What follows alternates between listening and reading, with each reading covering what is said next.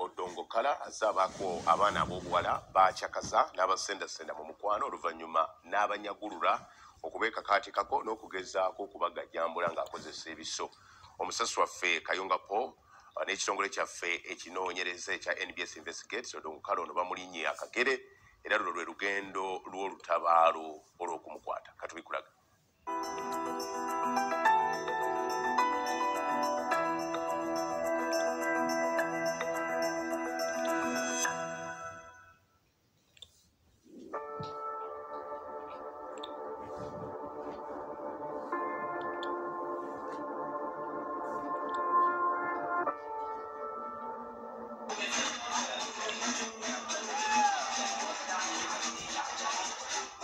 Kunkomero y'omwaka 2023 NBS Television we yatandikira okunoonyeza kulamu bw'abaana abawala abeeyita ba OMUKWASI erinnya lye bakozesa okutembeeya akabozi ak'ekikulu ku mikutu emikwanira wala.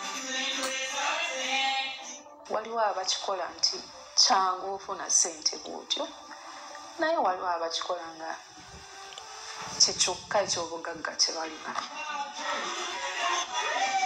Wano kaali kamu ku bubaga bwe batera okutegeka okulya obulamu n'okwekulisa bye bayitamu. Buli akola omulimu guno gw'otuukirira akulojjera ebyekko n'obugubi obugulimu. Omukyalo gw'ettumya agaba atemera mu gy'obukulu 32 nga maama w'abaana 2. Nakola sexy nakambe ku bulago. Yankuba ebikonde ng'alinga akuba omusajja munne. Ogamba nakutuusako buli samaanyi nga sikyobadde osuubira. Abamu ku bano beekakaatikiddwako kirindi wabula nga bangi basirika ne bibanyigira munda ne basigala ng'emyoyo n'emibiri gyabwe gimementuddwa naye nga tebalina buddukiro. Kooti weekusanga nga kituufu obadde weetunda oba okola ssente mu ngeri y'okwetunda kivuula amateeka, so bayinza okutwala mu kkomera emyaka 7 n'okusobawo. Abamu ku bano bavubuka abakasomo k'emyaka emitiini ate abalala bannakyeyombekedde so nga abamu bagutwala nga gwe mulimu gwokka oguyinza okubayimirizaawo. Omu ku balojja omulimu guno ye mwana muwala gwe ttumye Najja ng'ono Emagombe yasimbayo kitooke matumbi g'obudde bwanga 14 Novemba 2023 gwe yali ayita kasitoma yamwefuulira n'amufumita ebiso kw'ossa okuminyagako buli kye yalina. Tatukane kukunga mbulaga tinajjayo kyambe nagamba muwe buli kimu ate tobaako kyoleka era tobaako kyoyasama oyasama ovaawo oli mufu mugala sijja bikuwa okujjayo kyamafumita bati nemukuba nti omukono kati lwemukuba omukono nkankwata wano nemwesikamu bwe nti nzibuke mba ntuuka waneeno wano bwe bati najjanga ngoba sipiidi kyanfunta ekiso ky'omumugongo.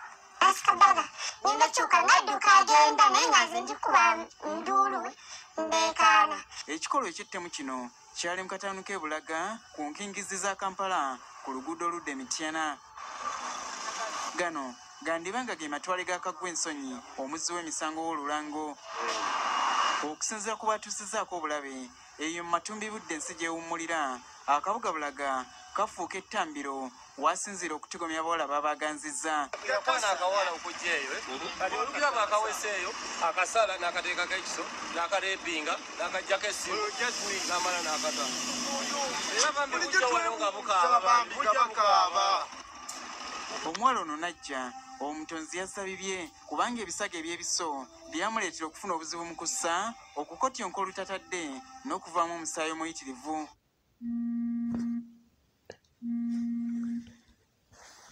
Yalimu omukyala yali wali eri n'aleeta bulawuzi y'abaami tumusibaasibako awo ate bwe tumusiba ku kiwundu kireme omusaayi kubanga tegukyakola.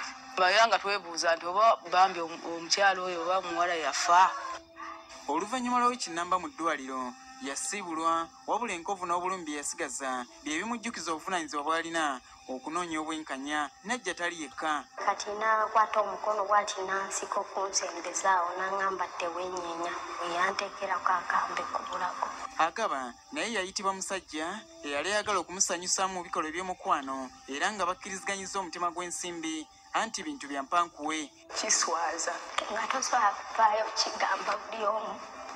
Nga wakamusisinkana agaba alabika ng'omukyalo omuvumu wabula bw'atandika okutotola ebyamutuukako emitaafu gimwetimba natuuka ekiseera nga sikyebaka.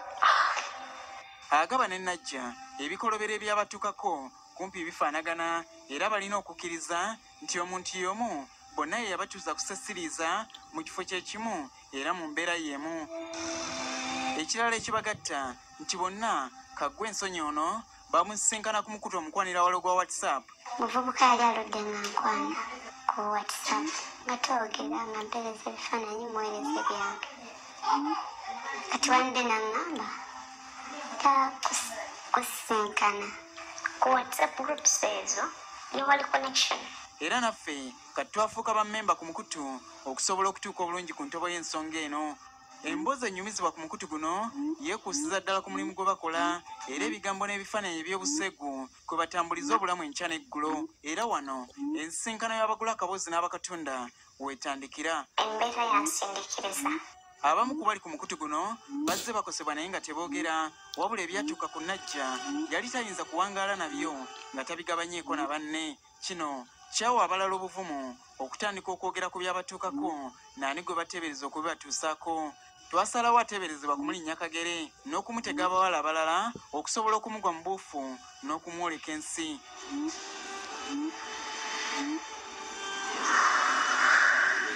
Omuwala gwe tumuteze era amuyita ku mukutu ogwa WhatsApp okukakkana ng'ali ku ddobo alengejja. Byali bwe biti. Nga sinaba kusimba ebyo byaŋŋambye we zinawera ssaawa 3 nja kutegeeza osimbule ne mugamba kati ndi wano ku mwenda. Essaawa zeolekera okuwula 3 ezakawuza musiga tuli wakati mu lutabaalo era enteekateeka za mirembe okusisinkana Kaggwa Ensonyi Stephen Odongokala zigenda bukwakku.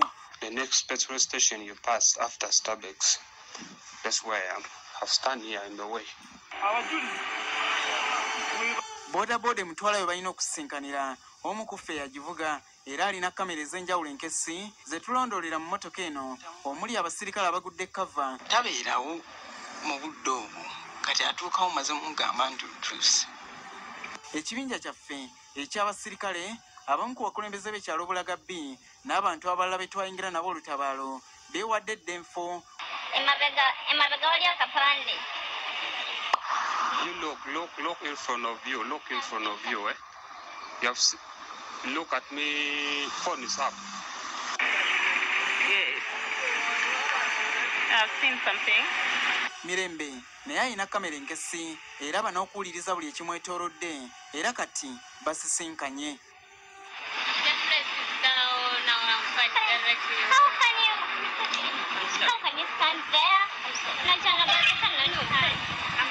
Okutemya n'okuzibula gwe tuludde nga tuwenja mukwate.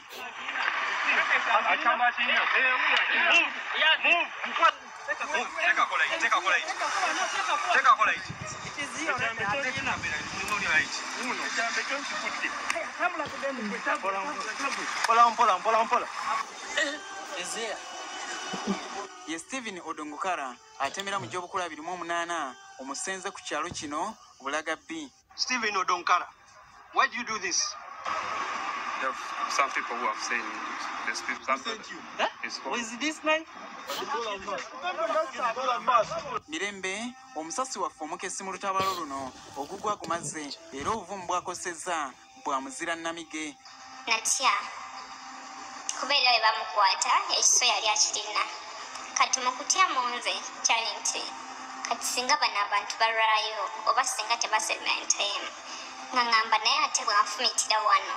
Okunoonyereza kwaffe kulaga nti Odongokala ebikolobero bino tabikola yekka nga waliwo abantu bangi abamufaanana ebikolwa nga tetumanyi bigendererwa byabwe wabula nga bo poliisi tennabagwa mu buufu. Omuvubuka ono Odongokala yatulaze nti alina abawala bangi bazze nga asikiriza ate n'ababbako ebyabwe.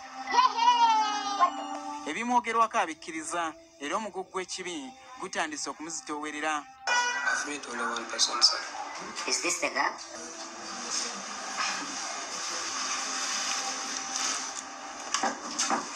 Yes, sir. Nandigambye bamuteeke mu lujjudde bamusaleko omusajja we. The reason why I was just moving was for the self-defense. oyo omuntu bagamba abadde asaana life imprisonment. Kati omuvubuka oyo mumenyi w'amateeka era amanyi nti mu tteeka oba okwetonda tekikkirizibwa. Kyenva ndowooza nti afuna obuvumu ogenda ku bakyala ng'abasobyasobyako kubanga amanyi nti tebasobola muwaabira. So ayinza okuba nga alina obuzibu ku bwongo oba mumenyi w'amateeka era ne poliisi yandibadde emukwatamu. Abamulumiriza basinga kwagala kufuna bwenkanya, okuliyirirwa n'okufeefetta bonna baakola nabo basibwe. Kayonga Paul, NBS Amasengejje.